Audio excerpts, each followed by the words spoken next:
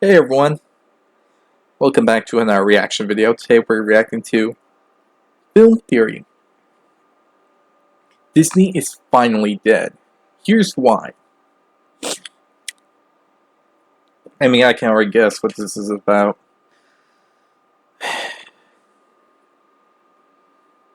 I can guess.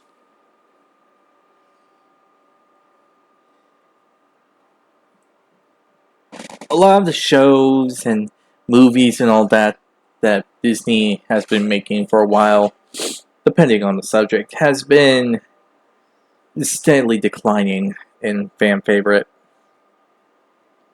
Example would be Marvel.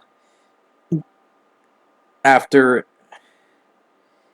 Infinity War and Endgame and Spider-Man No Way Home, Far From Home, and Doctor Strange, it's all been going kind of downhill. Some movies were good, some movies were meh, and some were questionable, and you can't disagree with me there.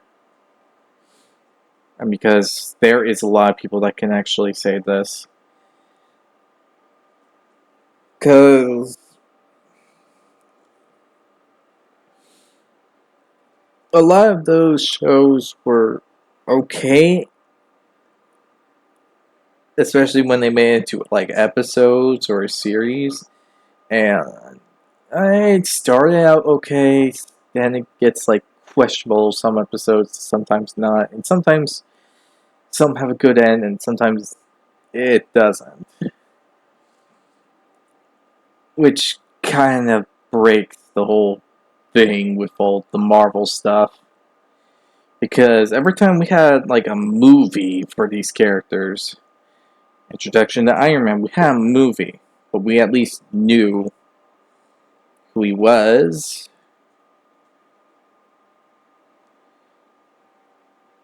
And those that didn't were introduced.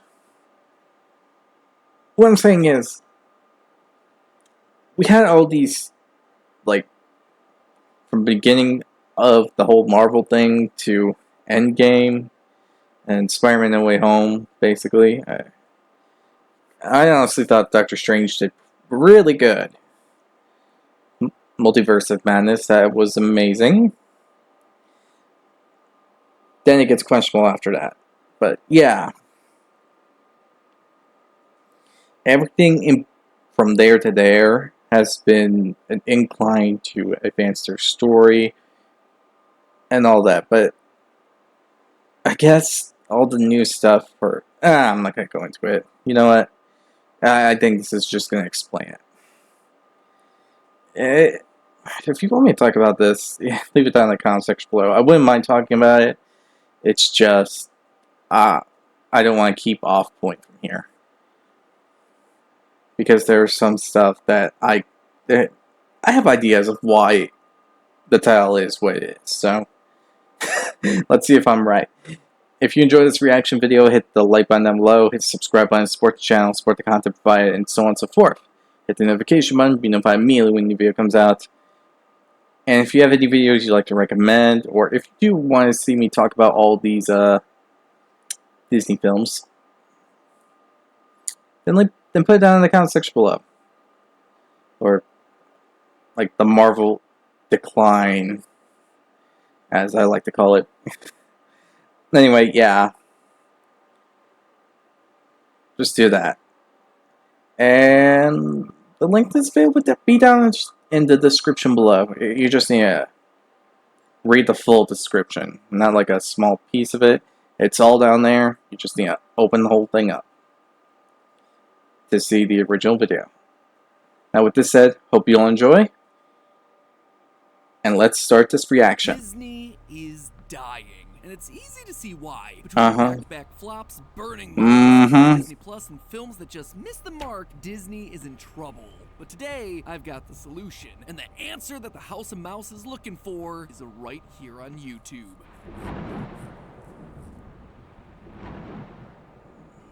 Hello Hello, Internet! Welcome to Film Theory, the show that won't charge you $27 million a year to fix your problems. How's that for cost savings there, Bob Iger? Have you noticed that a lot of movies have bombed recently? Fast X underperformed, The Flash is looking like it'll lose $200 million. Okay, Fast X was not bad. It was amazing. I just hate the fact they left us on a cliffhanger. Because it's obvious what the trend is going to be right now. It's going to be Fast X, then it's going to be Hobbs and Shawn 2, and then it's going to be both of them mixed together to take out this one guy. That's what it is. We all thought it, we all know it, and we're all going to say it. And The Flash, yeah, I can't fully disagree with it, because it was mixed. To me, it has a few, and I do mean a few, good things and a lot of bad things. There's the Warner Brothers making it the biggest comic book movie bomb ever. Even objectively great films like Mission Impossible: Dead Reckoning 1 fell short. I haven't seen that yet. The biggest victim of the box office bloodbath for the last 2 years has got to be our mouse-eared overlords at Walt Disney Corp. Doctor Strange 2, Thor 3, and Black Panther 2 all came in under expectations. The Little Mermaid vastly underperformed. Both Ant-Man 3 and the new Indiana Jones were also costly losers. No one even remembers. Okay, didn't see the lowest last two. Feature film Strange World, and Elemental had the lowest opening of any modern Pixar film ever, including Lightyear, the massive bomb that was released right before it. The long and short of all films are bad at the House of Mouse right now. Disney shares are at the lowest that they've been. I honestly thought Doctor Strange and all around they're considering selling off their TV businesses, spinning off ESPN, laying off thousands of employees. We are truly witnessing the death of the Disney empire happening in real time right now. But I think that there's a way to fix things, and the key to it all is YouTube. So grab your popcorn as I prepare to tell you a story far more compelling than anything's put out over the last few years. It's time to fix Disney in 3 easy steps. But before I help a large soulless corporation earn its millions back, won't you help our small soulful corporation here earn some thousands back? You can help do that by checking out our new line of theory wear. This isn't... And I'm not gonna deal with that. I don't want to deal with that bit.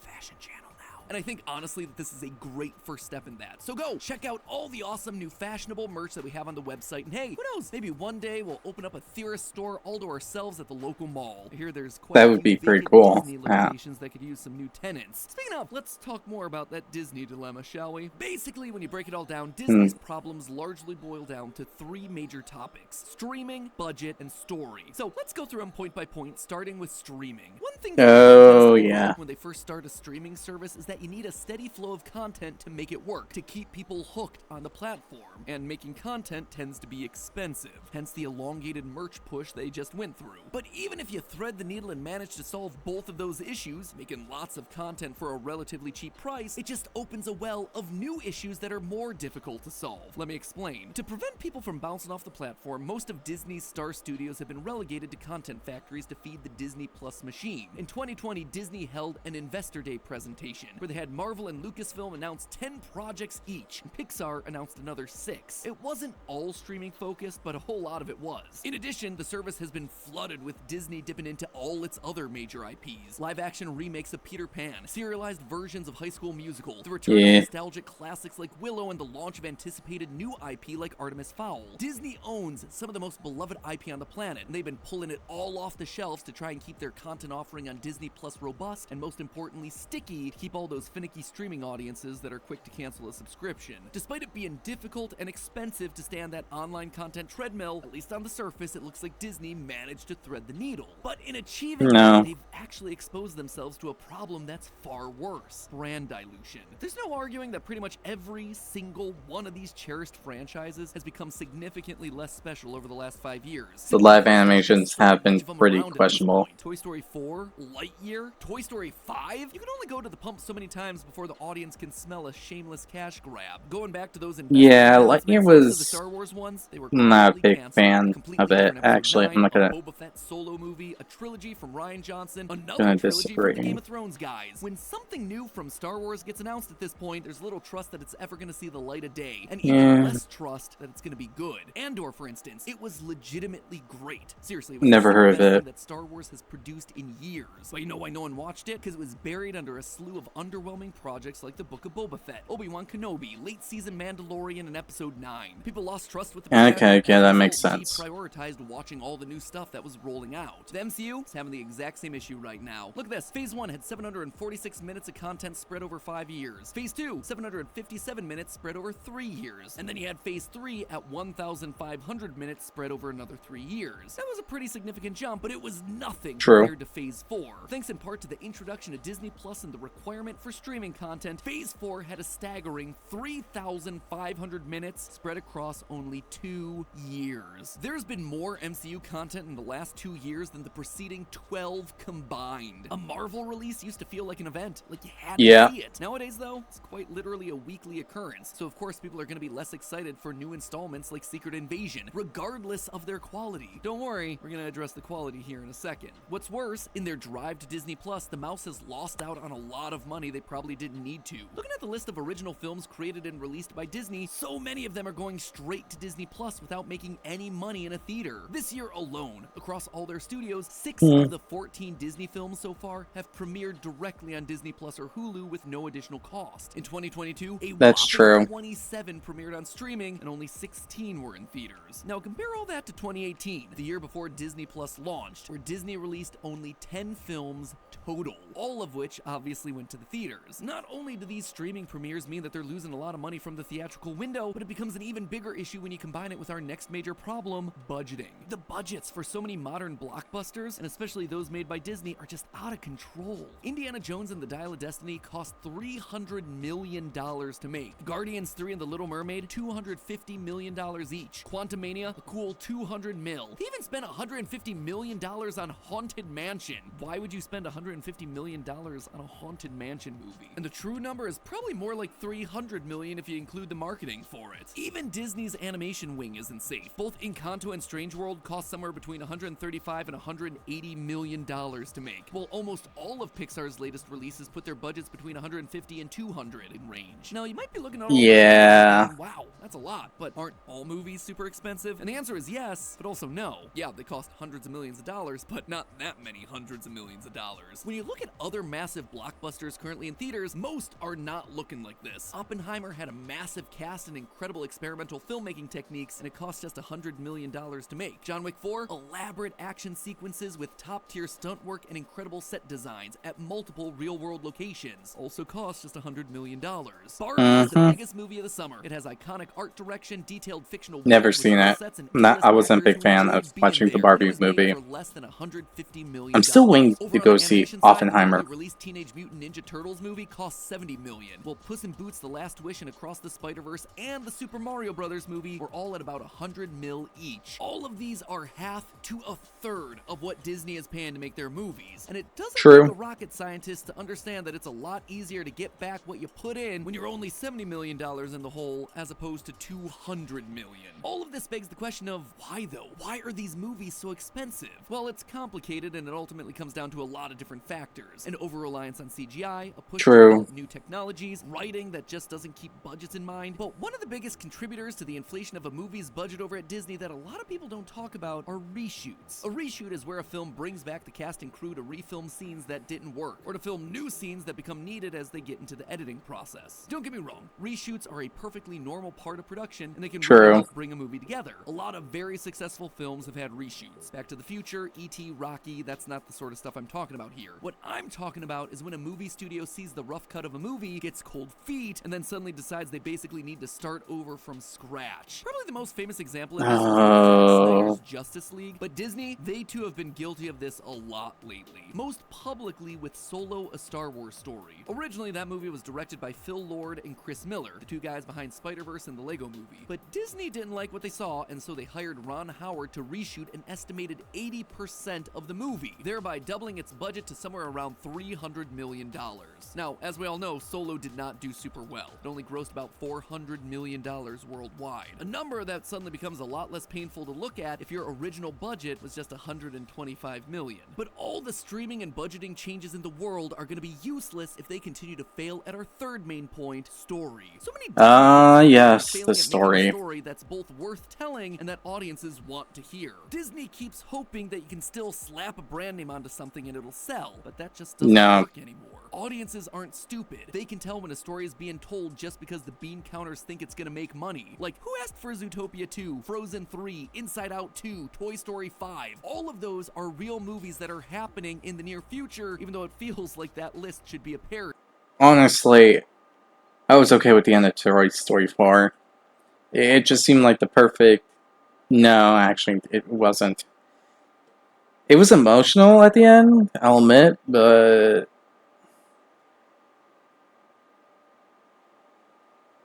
I honestly thought 3 was the perfect ending, because it just seemed like they were trying a bit too hard with 4. I don't see a point in making a Frozen 3. 2 was pretty good, I guess. My sister liked it, so... Zootopia was perfect the way it was. I don't see a reason to go 2. And Inside Out 2, where we're kind of talking about teenage hormones. Doesn't understand where their stories fit anymore. Look no further than the Eternals, which introduced a dozen new characters and 10,000 years of backstory into a 2-hour film. Why wasn't this a Disney Plus series that could have given the concept time to breathe? Meanwhile, they're clearly stretching out stories that don't need to be TV shows. The Obi-Wan series is a great example of this. There was a really strong core narrative there about Obi-Wan's relationship to Vader that ultimately got buried under the bloatware of side quests and subplots. And hey, wouldn't you know it, Obi-Wan was originally written to be a 2-hour film that they decided to turn into a 6-hour series. If you want a super example, Secret Invasion, which, man, I have no idea. You could have probably made it to a 2-hour thing. This iconic storyline from the comics with an Avengers-level threat and adapt it into a spy thriller with basically no spying, no thrills, and no Avengers. What should have been this amazing tentpole moment in the Avengers line of films, I mean, who doesn't love themselves a good imposter storyline, became yet another piece of wasted potential content to further dilute the MCU brand on Disney+. And again, here's the problem when you start dumping out a lot of content all at once just to keep us on the digital treadmill. People start to see patterns, they see the trends, the formulas that you're using. For example, why have so many big tentpole Disney releases lately had a main character becoming jaded just because they lost a loved one? It happened with Han Solo, Luke Skywalker, Indiana Jones, Obi-Wan Kenobi, heck, even Haunted Mansion and Secret Invasion, which you probably shouldn't know because why would you ever bother to see those things? This generation of stories has seen our fictional heroes become miserable. And let's be real, that is not something that fans want to see. We fell in love with these characters for a reason. They inspired us for a reason. Seeing them crushed under the same depression of reality that we real people face every day is not fun. Sure, it might be more realistic to see a disillusioned Indiana Jones, but audiences go to the movies to escape from reality, to believe in something better, something greater, to have something to hope for and aspire to. And Disney is no longer providing those hopeful messages. So that's a lot of doom and gloom, right? Is there any way that Disney, and really the entire film industry, can fix all these issues? Well, yeah, actually. A lot. Treat it like a YouTube channel. What I mean to say is that they need to program their slate of movies just like you do a YouTube channel. I'm gonna let you in on a little secret here, loyal theorists. We spend a lot of time thinking about what theories we put up across all the different channels, with multiple weekly meetings trying to figure out what would work best where, planning out when things should go up and what videos complement each other, all for the overall health of the business. You can't just throw up a video willy-nilly and hope everything goes well these days. No, you need to make sure that you have solid videos here and there to keep the system and your viewers happy. And everything we talked about today with Disney are things that regularly come up in our day-to-day conversations about how to run things here at Theorist. First of all, we have a quality bar that episodes just have to hit. Otherwise, they're not going to get made. Our primary metric in the success or failure of a video isn't revenue, it's actually you, the community. Could we make more money by pumping out more episodes every week? Probably. But in the process, we would burn you out, and by necessity, dilute the show as we greenlight worse and worse episodes. See, in YouTube analytics, they give you a handy little chart ranking your most recent releases from 1 to 10 in terms of how well it's performing. Well, ideally, every upload you do is going to be a 1 out of 10. That's just not realistic to have that sort of expectation. In the end, yeah, it's inevitably going to be a 10 out of 10. And if you're good at what you do, you know when those 9s and 10s are going to hit, and so you have to surround that low performer with stuff that you know is going to do well. Otherwise, you risk taking L after L after L, and you start making a narrative about how bad your stuff is now, how much it's fallen off, or worse, the algorithm decides that people no longer care about your channel. Apply this concept to Disney, and you immediately see what they have to do with their IP. When you have back-to-back-to-back-to-back disappointments line up, like in Marvel's recent roster, it creates a downward spiral that's pretty hard to break in the public consciousness. But if you mix in one or two goods with the bad strategically, suddenly it's much harder to craft a doom and gloom narrative. Here's an example programming lineup: Multiverse of Madness, Wakanda Forever, Guardians 3, Love and Thunder, Quantumania. That looks a lot different from what really happened, where Guardians 3 appeared at the end. The real release order gave you 4 disappointments in a row before you got a small pick-me-up with the generally well-received Guardians. But if Guardians had been in the middle, the disappointments are suddenly broken up. There's a gap there. The lackluster movies on either side of it, it's just a franchise coasting along waiting for the next big event. In fact, I could make this programming lineup even better if Wakanda Forever had actually been first in the list. The mediocre performance of Wakanda actually was made significantly worse by the disappointment of Multiverse of Madness that came directly before. Had it come before Doctor Strange, that movie would have been saddled with all the extra scrutiny of, is Marvel losing its way? If Wakanda Forever isn't good, it means it's the end of Marvel, thereby leading to a different cultural conversation around it. Release order matters when it comes to shaping the narrative around your brand, and it matters a lot. The same thing holds true for any experimental episodes. Disney needs to be making films about new IP, like Pixar's Elio, or lesser-known characters like Marvel's Moon Knight. But obviously those projects are going to be risky, so you balance that risk out by putting them between other projects you expect to do well. Your Toy Story 5s, your Avengers, your Guardians. This accomplishes 3 things all at once. You mitigate your risk, you spread out the quote-unquote cash grabs, and you potentially find your next explosive IP. Again, let's look at film theory for an example. On this channel, we have a few relatively sure things. Our tentpole programming, analog horror, what happened to the nostalgic kid glitch? shows. And knowing that, we're able to put the stuff that we're not sure about between them.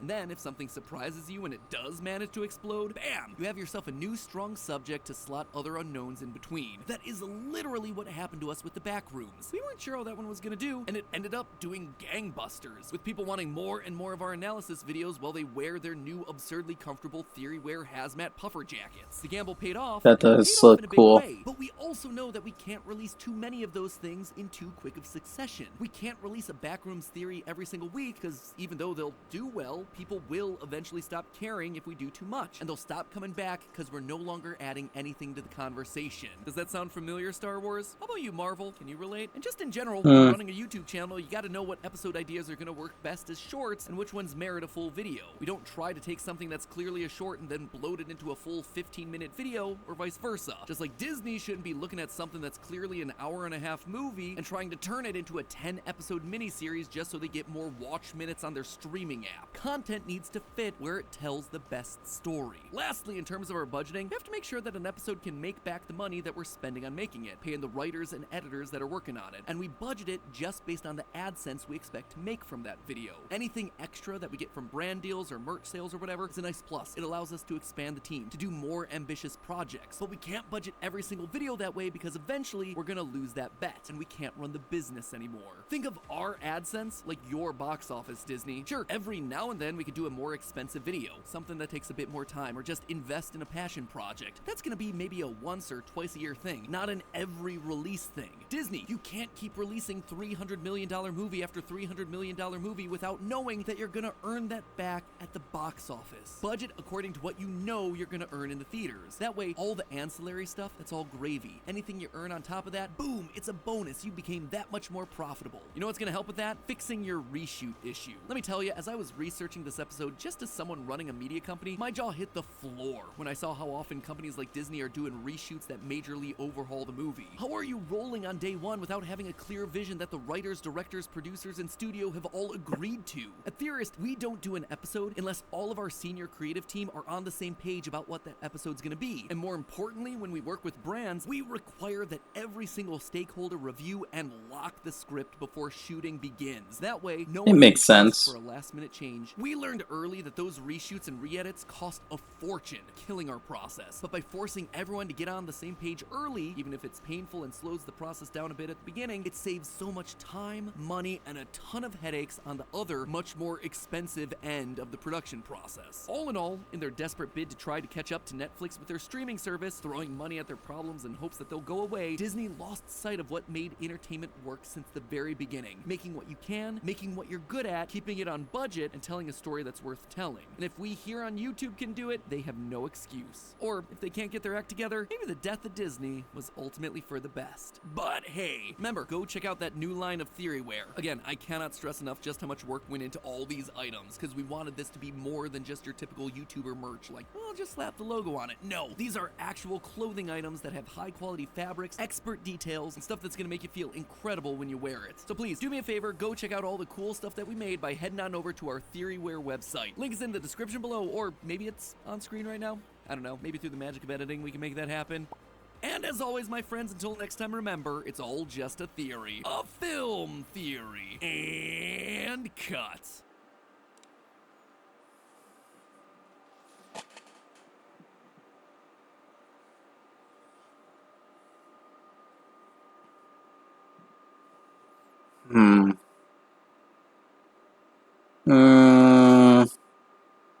Yeah, I can agree with this.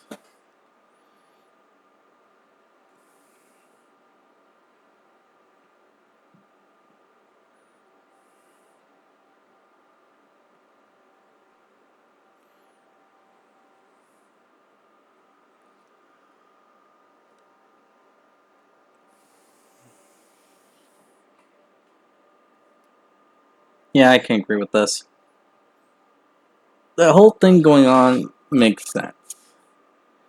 With all this stuff Disney's making, there's just some things that stick that gets my attention, and some others that doesn't. Like some of the shows that they make. They at first caught my attention, but then slowly dragged it away. And their movies kind of are the same. Like, I'm not gonna diss all the movies that came after No Way Home, because Doctor Strange and Wakanda Forever, I honestly think they did really good.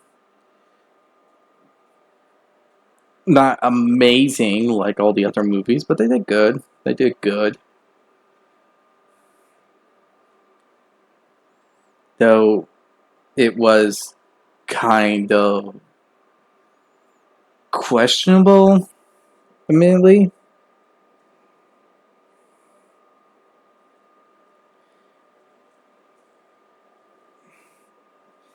At certain points.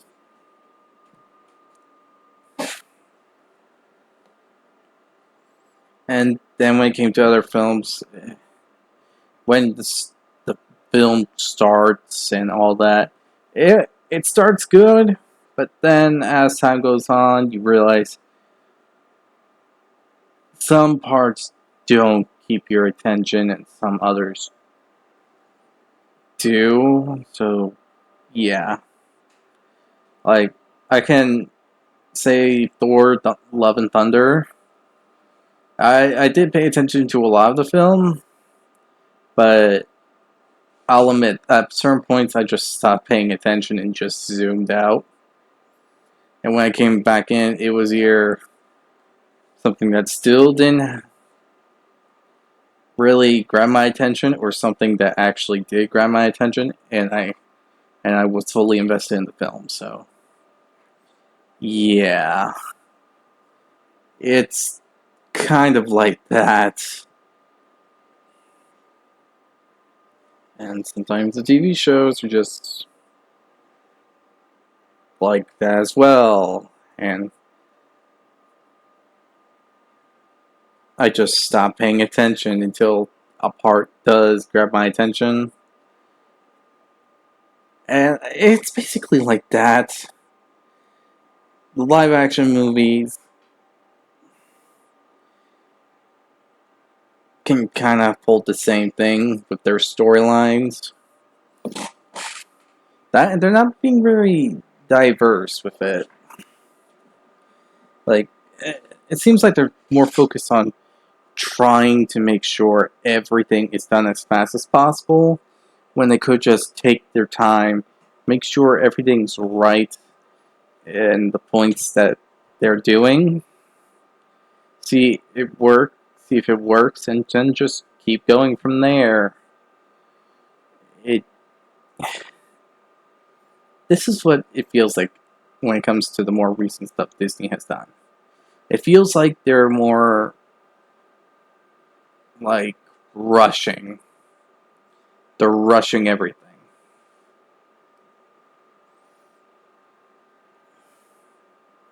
And I don't like this fact, because everything just seems rushed. Seems like they want to get this done and over with, try to get it out to everyone, and then continue with the next thing. They're not taking their time. They're not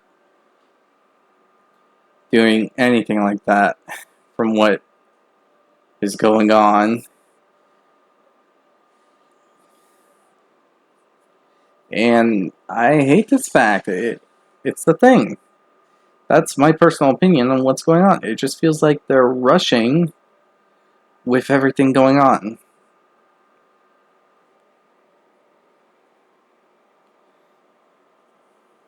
And I hate this, because that's what's going on.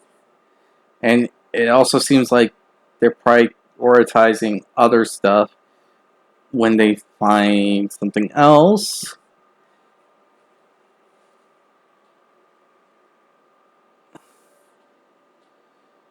that would have been really interesting, but just tossed it aside for something that really doesn't make sense in the whole order of things.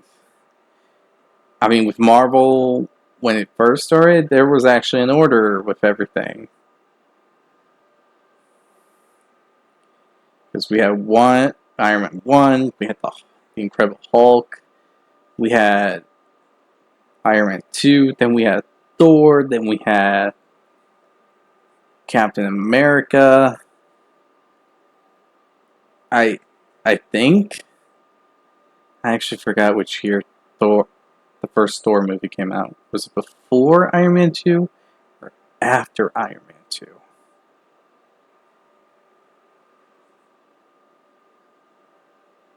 Yeah, I actually forgot. Huh. That's...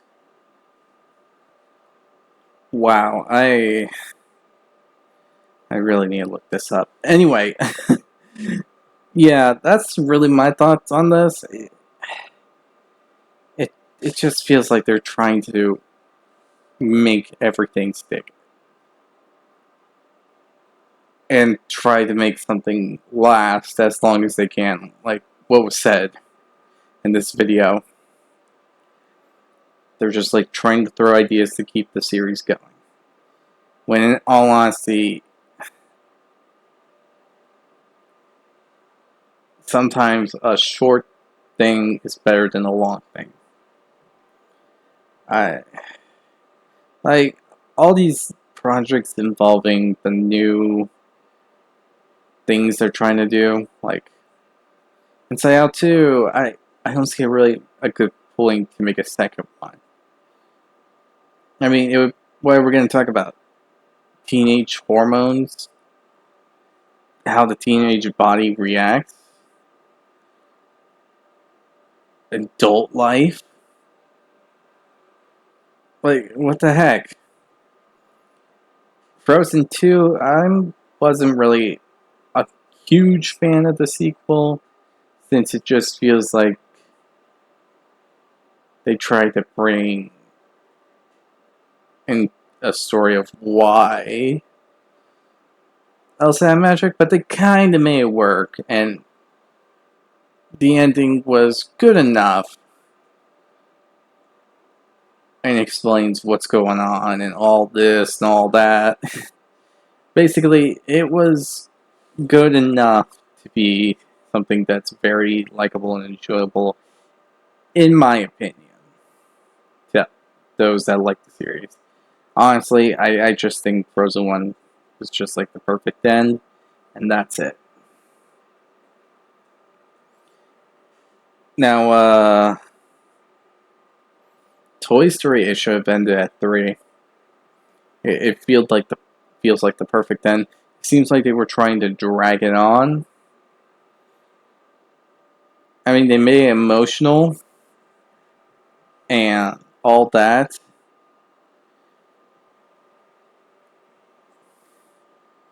And so on, but I don't know, it just feels a little forced here and there. I mean, the storyline was great, it's just why they did this just feels like, I don't know. Toy Story 4 was great and all, but I don't know. It just feels like they just tried to force the film to be okay. Like, they tried to force the storyline to continue, and I don't know. That just doesn't feel right with me. Because, again, not a big fan of that kind of thing.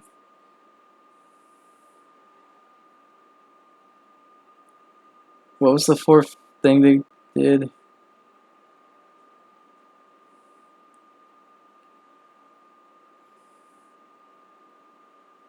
I'm trying to see if I can find it.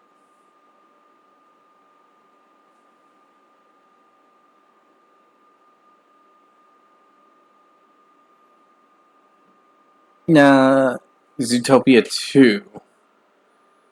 Honestly, I don't see a point of doing 2. I mean, they already talked about the corruption of everything going on, so I don't really see a point of trying to make a second one. What would be... I don't know. It just doesn't make sense to me. But yeah, with all this said, I hope you all enjoyed this video. If you did, hit the like button down below. Hit the subscribe button, support the channel, support the content provided, and so on and so forth. Hit the notification button to be notified immediately when a video comes out. And in the comments section below, tell me what you think of this. What do you think Disney is doing wrong? In all honesty, I think it's just timing, their storyline, and how they're forcing everything to fit. It just... Well, I guess 3 and 1 can kind of work together. I think you get the point, but yeah. Tell me what you think in the comments section below. Other than this, hope you all enjoyed this video, and I'll see you all next time. Bye!